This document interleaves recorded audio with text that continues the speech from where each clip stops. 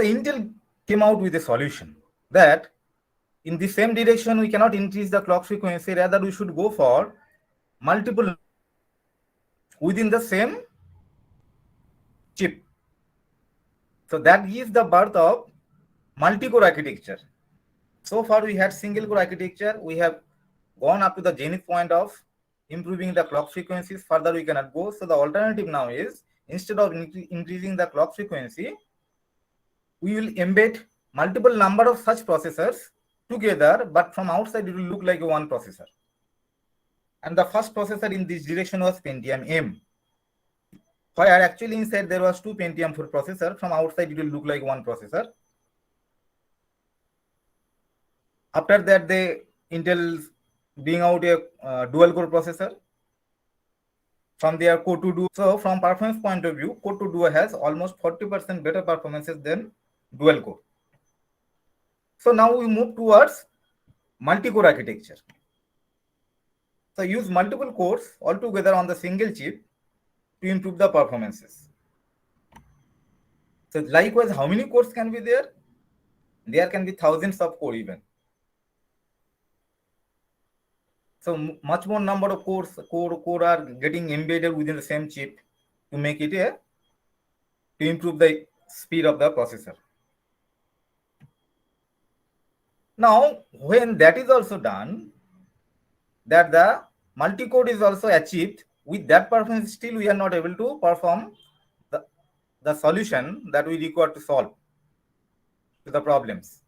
So we now put multiple such processors within the same system, and that is called your multiprocessor systems. So within the same motherboard, you will be having multiple slots for the processor. So these individual processors may be in a multi-core processors, but multiple number of such processors can be embedded. And this kind of computers are called multiprocessor systems. Now, with that performance, multiple number of multiprocessor system with multi-core is still insufficient to provide the performance that we want to solve this kind of large problems. So we have to improve further. What can we do now? Now we can use multiple such computers together to solve the problem, where each such CPUs can have multiple processors with multi-core in each. Likewise, we can connect multiple number of such CPUs together to look like, and they work like for a single system, and that's actually is what called cluster computing. So from single core to multi-core, from there to multiprocessor, from there to cluster computing, we are moving towards. So we are actually having this kind of a system. In the image we can see where n number of CPUs all together are internally connected with a single IO devices, and this will actually truly a parallel computer, but still the terminology will remain like a cluster computer. So here you have achieved up to this amount, that n numbers of such CPUs having n number of processors, having n number of cores in each of such processors, we can build up this kind of systems. All the CPUs are interconnected via some switch or high-speed networks so that they can communicate among themselves. And we can utilize all these CPUs, all the processors all together to solve one particular problem.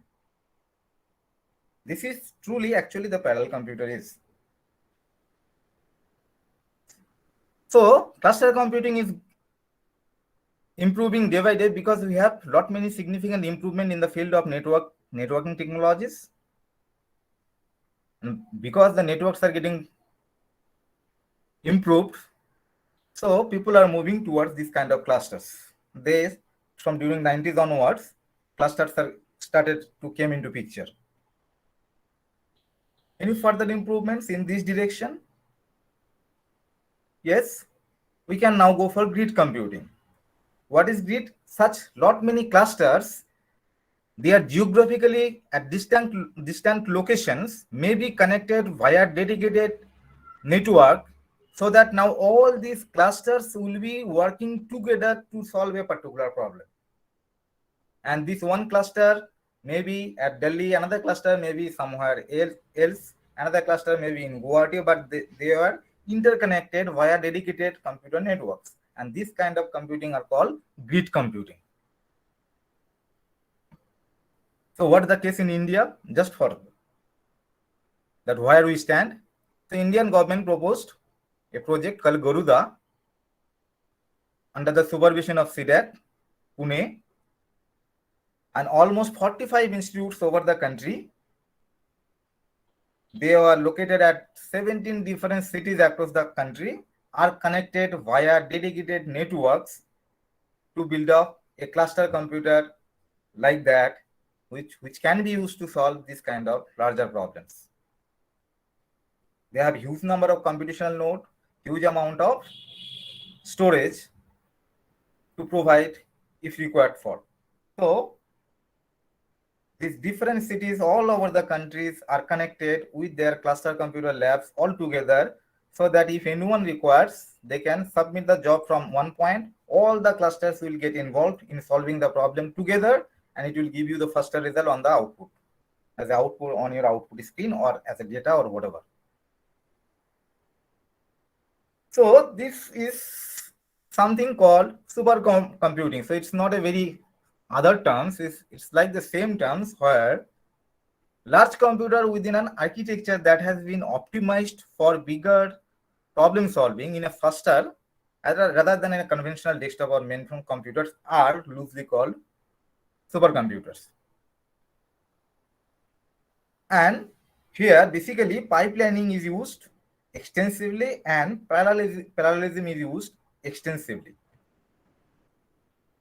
So this is taken from internet just to give you an idea that all these all together, the entire rooms is actually a cluster.